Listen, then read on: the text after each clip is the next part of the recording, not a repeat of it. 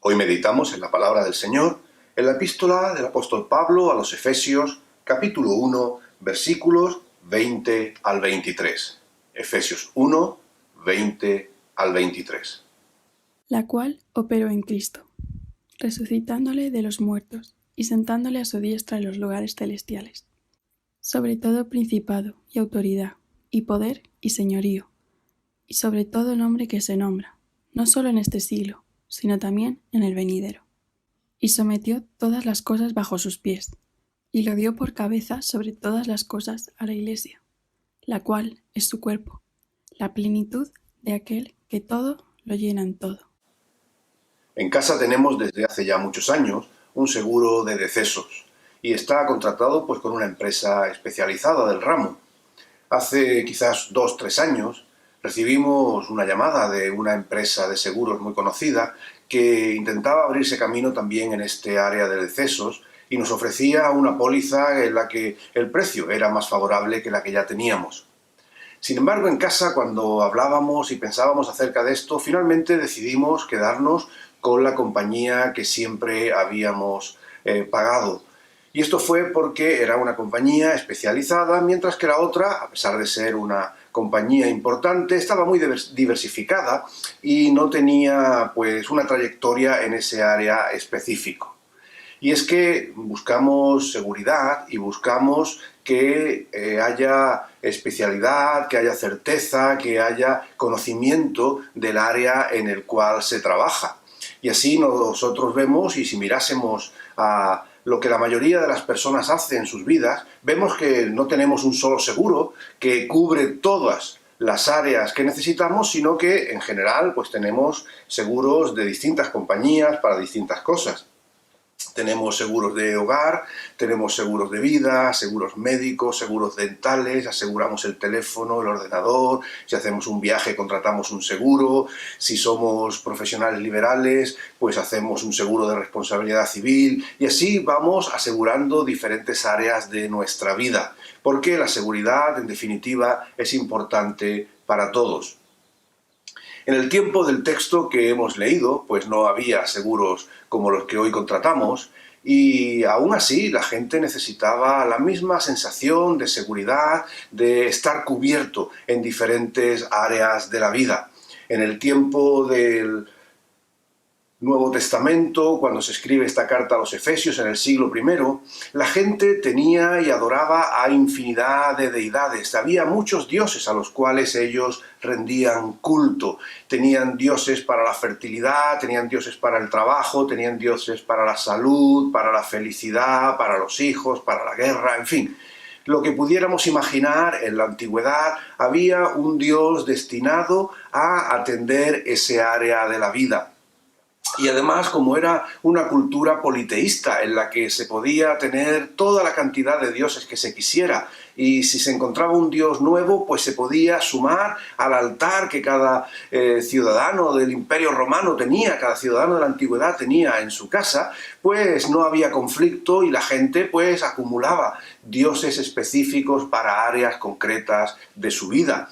Es verdad que en el libro de los Efesios encontramos un pueblo, encontramos una comunidad, no la comunidad cristiana, sino me refiero a la ciudad, que eran seguidores especialmente de la diosa Artemisa o Diana, que tenía un gran templo, era un lugar de peregrinación y su templo era considerada una de las 7 maravillas de la antigüedad. Pero como digo, no solamente era Artemisa, Diana, la que era venerada en aquel tiempo, sino que toda esta multitud de dioses eran seguidos por todas las personas. En las casas grandes, el amo es el que marcaba el número de dioses a los que había que adorar, cuáles eran los que había que venerar, pero es cierto, y la arqueología también nos lo ha mostrado, que las habitaciones de la servidumbre, muchos de ellos esclavos traídos de naciones extranjeras que habían sido conquistadas, también tenían sus dioses particulares que se sumaban a los dioses del amo de la casa. En definitiva, a lo que quiero llegar es al hecho de que ya fuera en la antigüedad, por medio de estas deidades, nosotros con los seguros, la realidad es que el ser humano necesita seguridad, necesita encontrar que está cubierto, que está atendido en aquellas áreas que le son importantes en su vida. Esto hace que cuando la gente en la antigüedad se convertía al cristianismo, lo hacía viniendo de una cultura, como decimos, muy politeísta, donde había muchos dioses, uno para cada área de la vida. Y el tránsito de esa realidad de muchos dioses a un solo Dios no era siempre una realidad fácil. Nosotros hoy estamos acostumbrados a vivir en sociedades, en culturas que identificamos como monoteístas, porque sociológicamente al menos venimos de países tradicionalmente cristianos.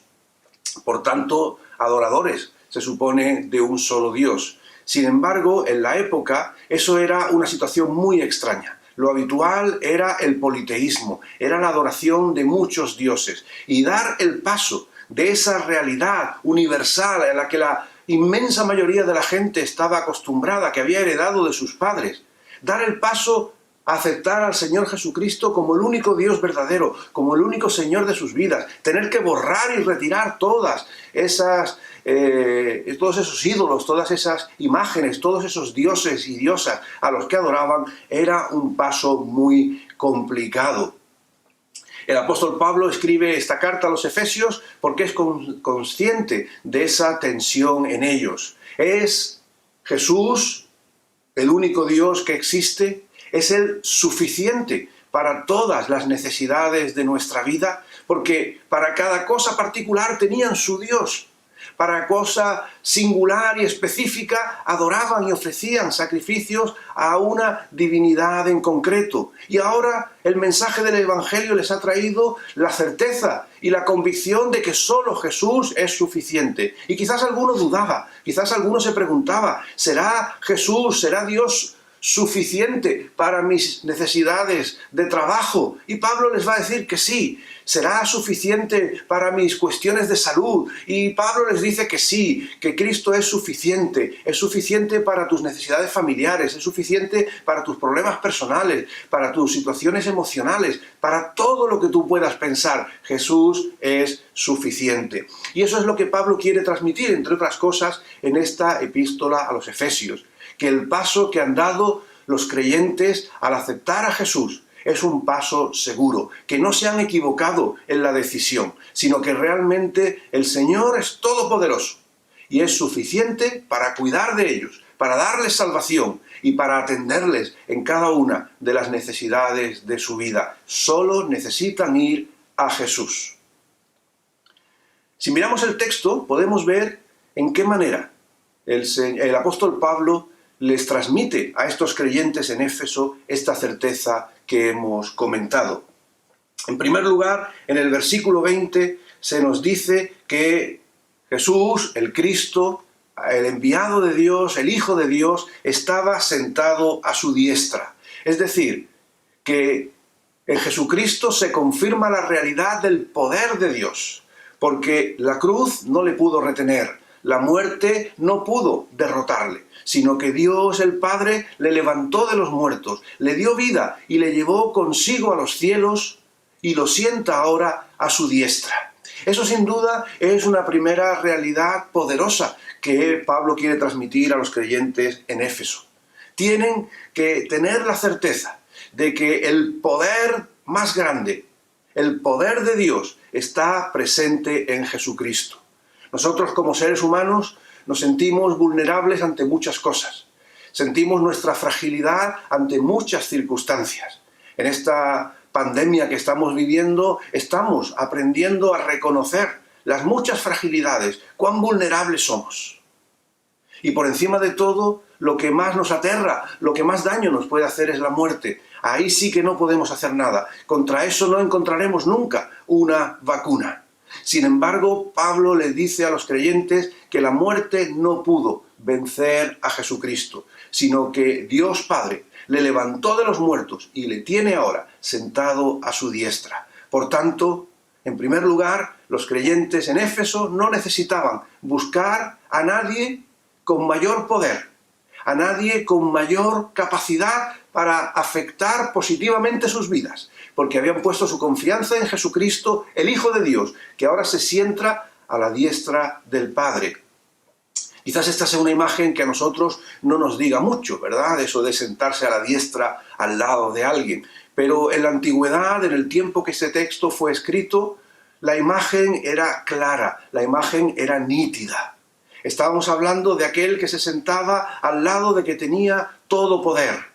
El sentarse a la diestra del rey, el sentarse a la diestra del emperador, era ser uno con él, era gozar de su poder. Y por tanto, si Cristo ahora está a la diestra del Padre, quiere decir que goza de todo el poder de aquel que incluso derrotó a la muerte. Por tanto, cuando ponemos nuestra confianza en Jesucristo, no lo estamos poniendo en un Dios menor, no lo estamos poniendo en uno más de tantas deidades que antes ellos acostumbraban a adorar, sino que ahora ellos pueden tener la certeza que han puesto su confianza en aquel que es Dios de todo poder, en aquel que todo lo puede, en aquel que todo tiene bajo sus pies. Porque ese va a ser el segundo elemento que el apóstol Pablo le va a decir a los creyentes en Éfeso. Está a la diestra del Padre en los lugares celestiales y está sobre todo principado, sobre toda autoridad, sobre todo poder y señorío, sobre todo nombre que se nombra, no solo de este siglo, sino también en el venidero. Como decíamos al principio, las creencias de la gente en este tiempo del Nuevo Testamento, en el siglo I, era que se vivía bajo la influencia, la dependencia de todo tipo de dioses que cuidaban o afectaban diferentes áreas de la vida. Había esa convicción de un mundo sobrenatural, lleno de ángeles y de demonios, todos ellos por encima de sus cabezas, por así decirlo, que afectaban sus vidas, que controlaban sus vidas, que podían beneficiar, pero también dañar su existencia. Y cuando el apóstol Pablo dice que el Señor Jesús está sobre todo esto, lo que está diciendo es que el poder de Dios en Jesús es un poder que somete, que se expresa, se manifiesta por encima a cualquier otro poder que pueda afectar nuestras vidas. Es decir, que no solamente Jesús ha ascendido a los cielos, no solamente está sentado a la diestra de aquel que es el Todopoderoso, sino que ese poder tiene una expresión práctica que se ejecuta a la hora de enfrentar toda esa realidad que nos afecta, toda esa realidad que nos perjudica, toda esa realidad que daña nuestras vidas. Dios tiene poder para que cualquier situación que nosotros afrontemos podamos salir de ella victoriosa, porque no hay nada por encima de la realidad de nuestro Señor. Cuando está diciendo que está por encima de todos ellos, quiere decir, y es una imagen también de categoría, quiere decir que es el más poderoso, quiere decir que es aquel que tiene toda la autoridad para decidir, para afectar, para cambiar, para transformar la realidad de la gente. No hay necesidad de poner la confianza en alguien que no sea Jesucristo, porque no tendrá su poder, no tendrá su autoridad. El Señor Jesús domina y se enseñorea sobre cualquier otro poder que haya en la tierra, que pueda haber en el mundo trascendente, y dice que no solamente en este tiempo, sino también a la eternidad, porque el poder de Dios ha derrotado a la muerte y también nos garantiza la vida eterna con Él. Por tanto, una vez más, el apóstol Pablo sigue transmitiendo confianza a los creyentes en Éfeso. Les está diciendo que olviden todos esos dioses que antes adoraban, que no se sientan inseguros, que no piensen que no están suficientemente guardados y protegidos, porque Dios en Cristo ha mostrado su pleno poder, levantándole de la muerte, ascendiéndole a los cielos y poniendo bajo sus pies cualquier otro poder que nosotros pudiéramos imaginar. Cristo es poderoso para salvar nuestras vidas, es poderoso para transformar nuestra realidad. Cualquiera que sea el problema, ya sea este pequeño o sea grande, ya sea una cuestión de salud, ya pueda ser una cuestión de trabajo, ya pueda ser una cuestión de relaciones, todo lo podemos traer al Señor, porque Él tiene poder para transformar nuestra realidad, para cambiarla, para tornar nuestras tinieblas en luz. Eso es lo que Dios hace en nuestras vidas. Y en tercer lugar, es interesante leer en estos textos que además de reconocer esa posición de poder, además de reconocer que es un poder que es superior, que está por encima de cualquier otro poder, dice el texto que el Señor es cabeza sobre todas las cosas y que su cuerpo es la Iglesia. Y esto es una imagen muy interesante, ¿verdad? A veces ya el Señor Jesús enseñaba por medio de parábolas y en este caso pues el apóstol Pablo usa de esta imagen, de esta metáfora para establecer otra vez un vínculo, una relación que es muy importante para transmitir seguridad. Cristo es cabeza de su Iglesia. Por tanto, la Iglesia es el cuerpo de Cristo. En ese sentido en el cual si Cristo tiene poder, su cuerpo tiene poder. Si Cristo tiene autoridad, su cuerpo tiene autoridad. El estar unidos a Cristo, el ser uno con Él, es lo que debe traer, lo que debe transmitir a nuestras vidas esa tranquilidad, esa confianza que ninguna otra cosa nos puede compartir. Somos uno con Cristo, con aquel que está en los lugares celestiales, es decir, que está por encima de todos aquellos y de todo aquello que pueda perjudicar o afectar nuestras vidas. Vivimos unidos a aquel que es Señor del universo, creador de todo lo que existe, el que da la vida, el que la sostiene. Por eso nosotros debemos vivir en confianza. Eso es, fundamentalmente, lo que Pablo le quiere transmitir a su comunidad en Éfeso. Estad tranquilos. Habéis tomado la decisión adecuada. Seguir a Jesús no es comparable con seguir a nada ni a nadie, porque Él no solamente fue levantado de los muertos, sino que ahora está en los cielos, sentado a la diestra de Dios, con todo poder, con toda autoridad, intercediendo por nosotros.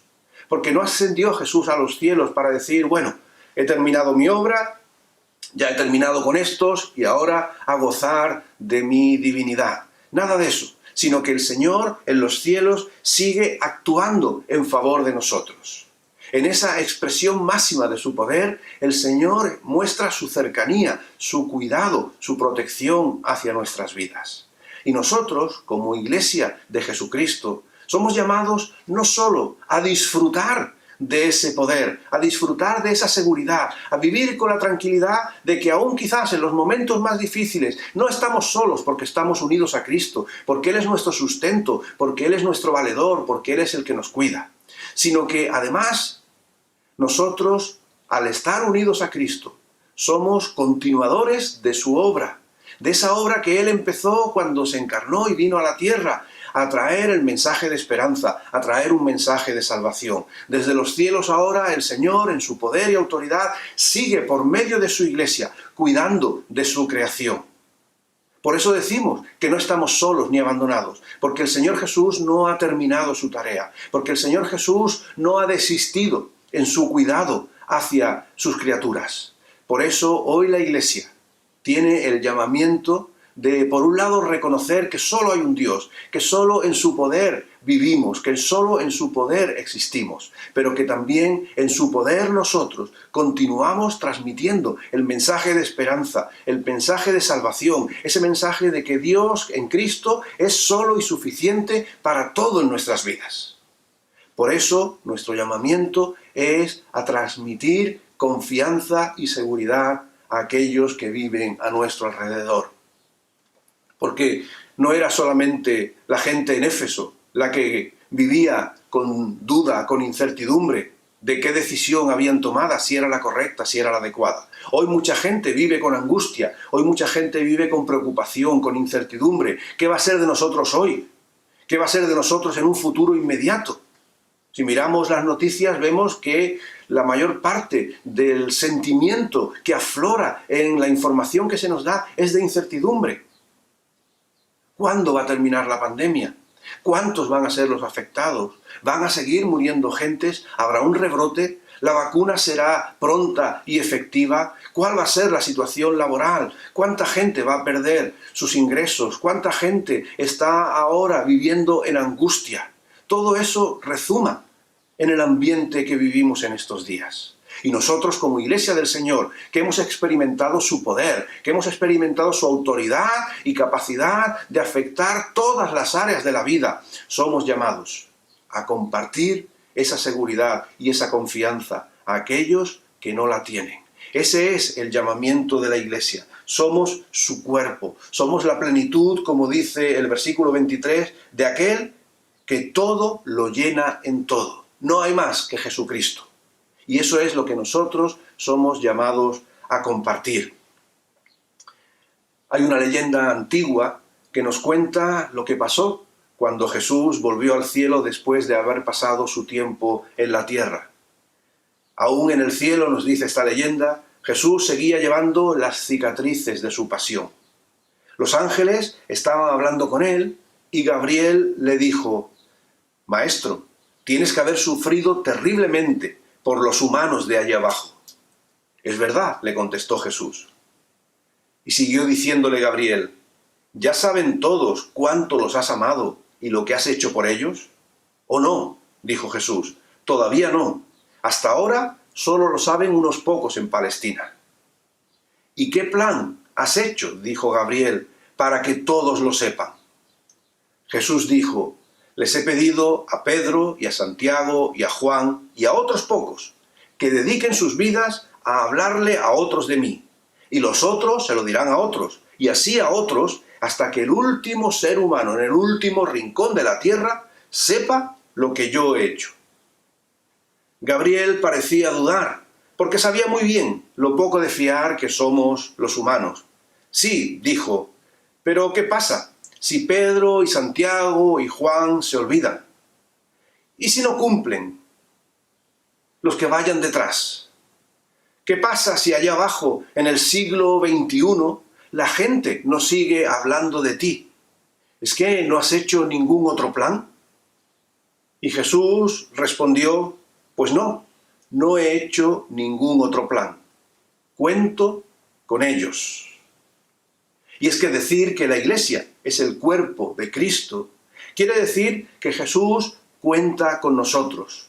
Porque si Él no ha terminado todavía la tarea de redimir a la tierra, de reconciliar a toda la creación consigo, quiere decir que el Señor sigue activo y lo hace por medio de su Iglesia. Ese es nuestro llamamiento en este día. Empezábamos hablando de la búsqueda de seguridad, de cómo el ser humano en cada tiempo ha buscado esos referentes, esas situaciones que les ofrezcan tranquilidad, confianza, que les saquen de los apuros, de las indecisiones, de las angustias que tiene en su vida. Y nosotros hemos reconocido que Jesucristo era entonces y es hoy la respuesta a esa búsqueda de seguridad en el ser humano. Y en el tiempo en el que estamos, el Señor sigue haciendo su obra de transformar la realidad, de cambiar las vidas de la gente, y lo hace también por medio de su Iglesia.